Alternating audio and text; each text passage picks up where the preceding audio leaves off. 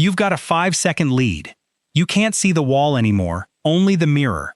And in the mirror, nothing is chasing you. Yet. This is New Hampshire. The exact second the track turns from wet to dry. The grip disappears under the tires. The rear end goes light. The car that felt untouchable 10 laps ago suddenly feels like a stranger. Somewhere behind you, a number is climbing. You don't know it yet, but it's going to follow you all the way to Daytona. This is the story of a 31-point cushion, and the man who says he's coming to take it. His name is Shane Van Gisbergen. After New Hampshire, Shane Van Gisbergen sits 16th in the Cup Series standings with 586 points, the final automatic playoff spot. Ryan Preece sits directly behind him in 17th with 555 points. The gap between them is exactly 31 points. One race remains before the field is set.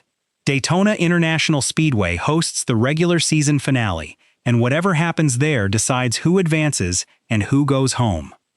31 points looks like a wide margin on paper, but Daytona is not a track where points can be managed the way they can at a 1.5-mile oval or a road course. Pack racing changes everything in an instant. One stage swing, one drafting mistake, one late caution, and the entire math resets before anyone can react to it. A driver running comfortably in the top 10 can be collected in a multi-car incident that has nothing to do with his own mistake and lose the spot he spent an entire season building. 31 points can look enormous until the green flag drops. Ryan Preece is not treating this as a long shot. He said heading into Daytona, "I'm on offense. I'm not playing defense." He followed that with a blunt admission of how the track has treated him.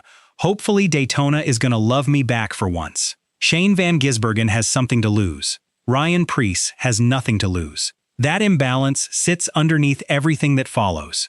Before we go further, this channel, NASCAR Insider TV, is closing in on 1,500 subscribers, and if you want breakdowns like this one, delivered the moment the story develops, subscribing costs nothing and helps this channel keep covering it in depth. Hit like, drop a comment with your prediction, and share this with another NASCAR fan while you're at it. New Hampshire started as a showcase. Shane Van Gisbergen led 30 laps in wet conditions and built a lead of nearly 6 seconds, looking like the class of the field. Then the track dried, and the collapse began. Van Gisbergen and teammate Connor Zilisch both fell backward, in Van Gisbergen's own words, "as fast as we could." He explained the drop-off directly. Being that fast on wet weather tires and falling that fast shows that we were missing something to have grip on the slick tires. He added afterward, "We would love to have more of a cushion heading into Daytona, but the #60 did a great job today." The number 97 car went from leading the field by nearly 6 seconds to running outside the top 20 inside a handful of laps, a swing large enough that it could not be explained away as a single bad pit stop or a lone mistake on track.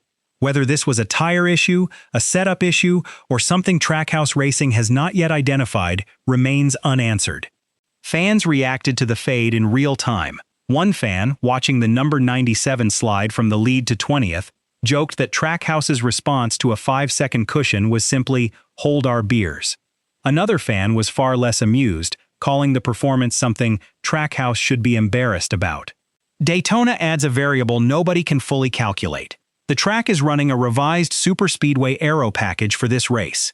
The rear spoiler cut from 7 inches to 4 inches, and horsepower reduced from 510 to 465. There is no practice session before the race to establish a baseline. Ryan Preece summed up what that means for the field. "I guess we're all on a level playing field when we go into that one. Cars that look strong on paper could behave completely differently once they're in the draft, since a smaller spoiler and reduced horsepower change how tightly cars can run together and how easily the pack breaks apart." If New Hampshire exposed a real weakness in the number 97 car under changing conditions, the question becomes what happens when every car on the grid is dealing with unfamiliar conditions simultaneously, with no data from a previous run to fall back on. The history at this track only sharpens the stakes. Shane Van Gisbergen has made 4 career starts at Daytona, with a best finish of 16th and 3 finishes of 30th or worse. Ryan Preece has 13 Daytona starts and 3 top 10 finishes, but he has not cracked the top 10 there since 2021, and he has walked away from 2 severe crashes at the track, including one in which his car flipped and rolled roughly 13 times. There is a second battle hiding beneath the obvious one. While Ryan Preece trails Shane Van Gisbergen by 31 points in the driver standings, his number 60 RFK Racing team trails the number 97 Trackhouse Chevrolet by only 6 points in the owner's standings. That gap turns this from a personal fight for Preece into a live mathematical scenario for the entire RFK Racing organization. Austin Cindric sits 13 points above the cut line in the owner's standings, and Bubba Wallace sits clear by a margin of 44 to 75 points, depending on the measure used. This is not a two-man fight.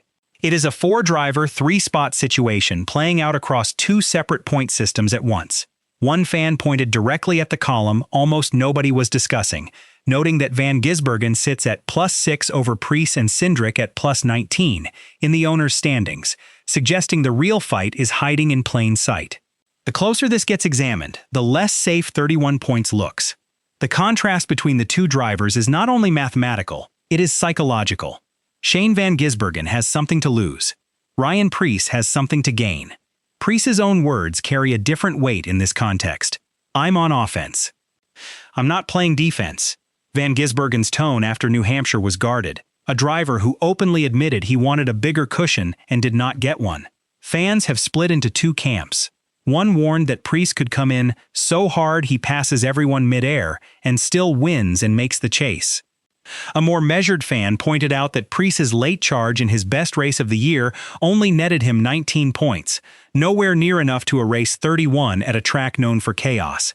Both instincts remain unresolved, mirroring the uncertainty running through the entire storyline, and neither camp has anything beyond speculation to stand on until the race itself plays out.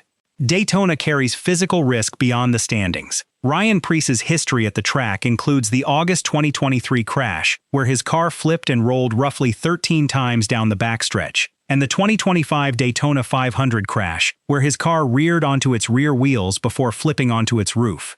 Shane Van Gisbergen, a road course specialist by background, arrives with almost no personal history to draw from at the most violent, unpredictable oval on the schedule, and no crash of his own at this track to compare against what Preece has already survived twice. The 31-point cushion is not only a math problem for either man. It is a survival problem inside a car that can turn against its driver in an instant, regardless of how carefully points are being counted beforehand. The feeling from that opening moment at New Hampshire, a lead disappearing in real time, now applies forward to a race that has not happened yet. If Shane Van Gisbergen walks into Daytona thinking about protecting 31 points, and Ryan Preece walks in thinking only about taking them, the question of who is actually ahead has no clean answer before the green flag drops. One voice in the fan base is already bracing for a different outcome entirely, joking that Van Gisbergen will be taken out by Zilisch before Preece even gets the chance to do it himself, a joke that lands harder because nobody can say for certain it's wrong.